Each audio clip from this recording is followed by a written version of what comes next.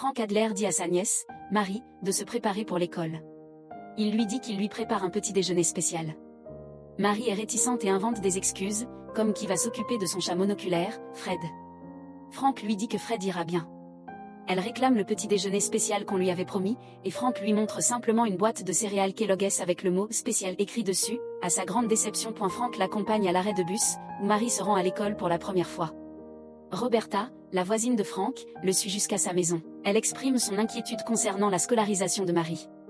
Elle pense qu'il pourrait lui arriver quelque chose. Frank a l'air nerveux. Plus tard, Marie est à l'école et semble préférer être n'importe où ailleurs. Son professeur, Bonnie, se promène dans la classe en posant aux enfants des problèmes de mathématiques simples. Marie la regarde, elle et le reste de la classe, avec dédain, car elle trouve les questions de Bonnie trop faciles. La maîtresse commence à poser à Marie des questions comparativement plus complexes. Marie y répond facilement. Au fur et à mesure que les questions se compliquent, notamment lorsqu'on arrive à la multiplication, Marie hésite un instant, ce que Bonnie prend comme signal pour s'arrêter. Après quelques instants de silence, Marie répond correctement à la question de multiplication. Bonnie attrape la calculatrice pour vérifier, c'est exact. Elle est perplexe et comprend que Marie n'est pas une enfant ordinaire. La directrice, Madame Davis, est présentée aux élèves de CP. La classe la traite avec respect. Marie se comporte de manière désinvolte et crie à Davis et Bonnie d'appeler Frank pour la sortir de là. Plus tard dans la journée, Frank vient chercher Marie. Bonnie lui parle. Elle essaie de lui faire comprendre que Marie n'est pas une enfant ordinaire. Frank balaie ses remarques d'un revers de la main, lui disant que Marie a simplement utilisé la méthode Jacob-Trachtenberg pour résoudre les problèmes posés en classe. Bonnie lui dit que Marie n'a que 7 ans, ce à quoi Frank répond qu'il a lui-même appris cette méthode à 8 ans, ce qui n'est donc pas grand-chose. Bonnie recherche ensuite la méthode Jacob-Trachtenberg et se renseigne à son sujet, visiblement impressionné. Frank travaille sur un bateau. Marie lui demande s'ils peuvent l'essayer.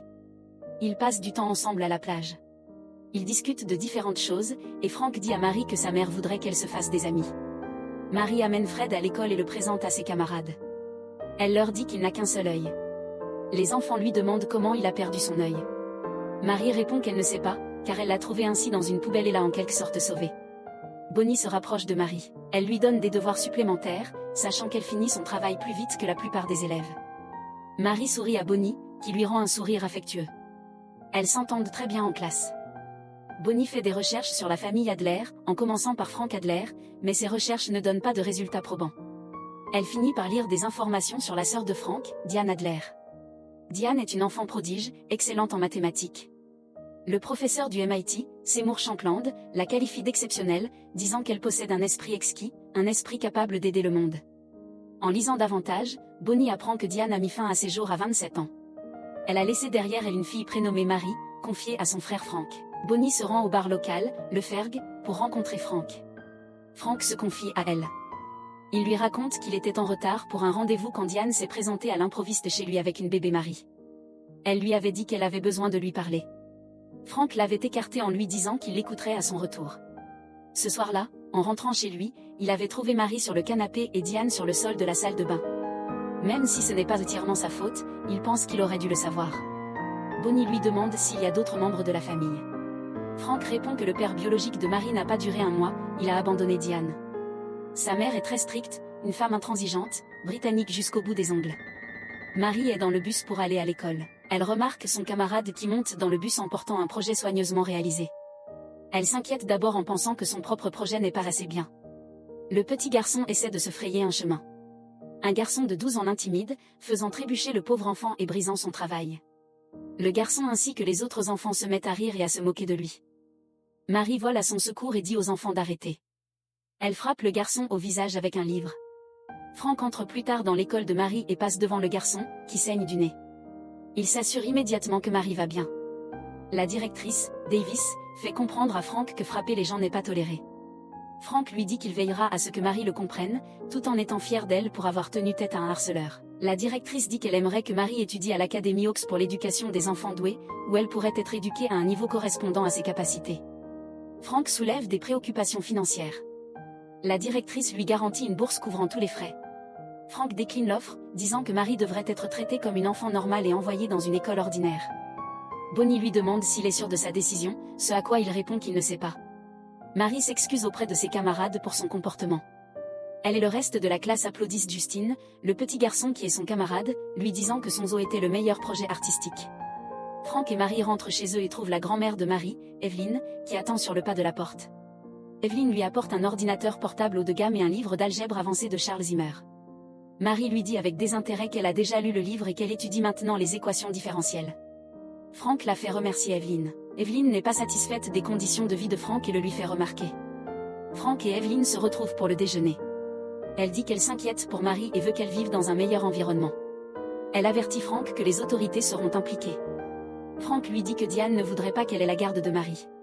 Evelyne qualifie la mère de Marie, Diane, et Franck de faible. Elle lui laisse subtilement entendre que cette affaire ira au tribunal. Franck et Marie passent du temps ensemble. Elle lui pose des questions sur Dieu et la foi. Il dit qu'il a sa propre opinion, qui pourrait être erronée, et qu'il n'a donc pas le droit de gâcher la sienne. Marie mentionne Roberta. Il dit que Roberta a la foi et qu'elle l'aime énormément. Il lui dit qu'il sait que tout le monde finira par se retrouver et que c'est ce qui compte en fin de compte. Roberta prouve qu'elle tient profondément à eux en se présentant au tribunal pour aider Franck à obtenir la garde de Marie contre sa mère. Il devient clair qu'Evelyne prévoit d'emmener Marie avec elle dans le Massachusetts. Franck veut qu'elle reste avec lui. Plus tard, Franck demande à Roberta de garder Marie pour la nuit.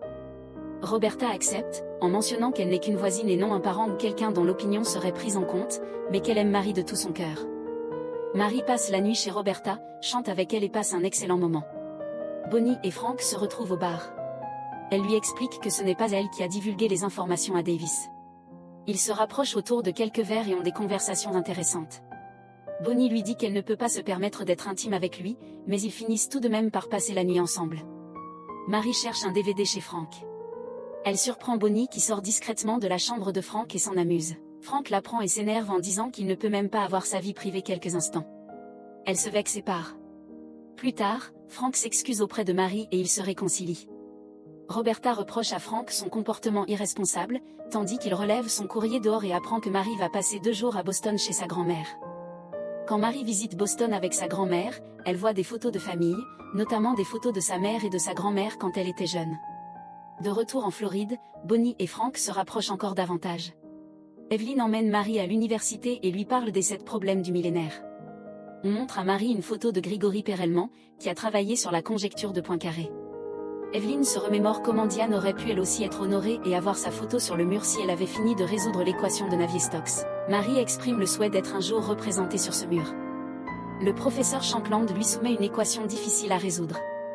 Constatant qu'elle n'arrive pas à la résoudre depuis un moment, il dit à Evelyne que Marie n'est peut-être pas si douée que ça. Evelyne marche furieusement avec elle, regrettant d'être venue voir Shankland, quand Marie lui dit que l'équation était fausse et donc impossible à résoudre. Elle retourne voir Shankland et Marie corrige l'équation.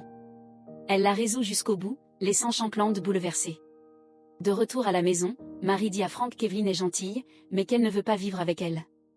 Il lui promet qu'elle n'ira nulle part. Marie rencontre une assistante sociale, Pat, qui lui pose différentes questions sur sa vie. Marie mentionne qu'elle regarde des combats d'arts martiaux avec Franck. Elle lui dit aussi qu'il lui a promis de la garder avec lui et que c'est quelqu'un de bien. Pat lui demande pourquoi elle pense ça, et Marie répond que Franck la voulait depuis le début, indépendamment de son intelligence. Le père biologique de Marie est appelé au tribunal. Il veut qu'Evelyne ait la garde de Marie. L'avocat de Franck humilie le père de Marie, lui faisant réaliser qu'il ne connaît même pas le 2e prénom de sa fille et qu'il ne l'a jamais vue en vrai. Franck remporte cette manche au tribunal. Il raccompagne Evelyne à sa voiture. Elle lui dit qu'elle n'aime pas être en désaccord avec son fils. Franck dit qu'ils ont toujours été en désaccord. Marie s'enferme et pleure hystériquement parce que son père indigne ne vient pas lui rendre visite alors qu'il est en ville. Plus tard, Franck conduit jusqu'à l'hôpital avec Marie et Roberta. Ils attendent ensemble la naissance d'un petit garçon. Franck dit à Marie qu'elle est née exactement comme ça et que tout le monde était aux anges à sa naissance. Il lui raconte qu'il a annoncé la nouvelle de sa naissance à tout le monde. Marie fête joyeusement l'événement avec les familles à l'hôpital. Plus tard, lorsqu'Evelyne témoigne au tribunal, l'avocat de Franck remarque une référence au baseball dans ses propos. Lui et Evelyne s'engagent dans une discussion houleuse sur le fait que Diane n'a jamais eu le droit de faire autre chose qu'étudier les mathématiques. Elle n'a jamais fait de sport ni vécu une vie normale. L'avocat de Franck mentionne Paul, le premier amour de Diane à 17 ans. Paul et Diane s'étaient enfuis dans un complexe hôtelier au Vermont pour faire du ski. Il accable Evelyne pour avoir porté plainte contre lui, l'accusant d'enlèvement et ayant plongé Diane dans le désarroi, ce qui l'avait conduite à une tentative de suicide en 1999. Evelyne insiste sur le fait que ce n'était pas grave et qu'elle a fait de son mieux pour être une bonne mère pour Diane. Frank témoigne et dit qu'il est indépendant et répare des bateaux. L'avocat d'Evelyn soulève des préoccupations concernant la santé, l'éducation et la vie de Marie. Frank insiste sur le fait qu'il veut qu'elle vive comme une enfant normale.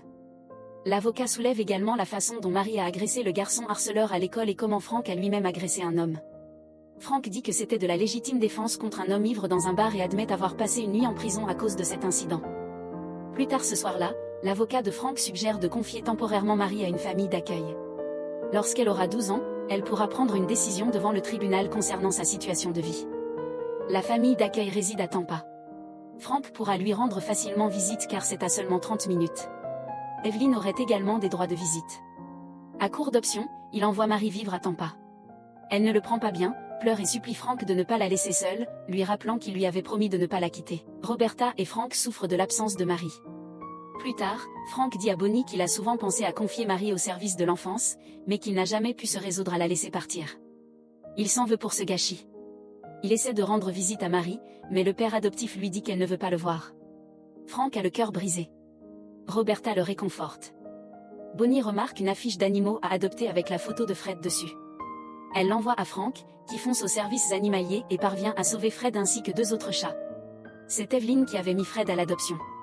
Frank et Roberta se précipitent pour rendre visite à Marie et réussissent à la récupérer quand Frank montre à Evelyn les documents prouvant que Diane avait bel et bien terminé la démonstration de l'équation de Navier-Stokes.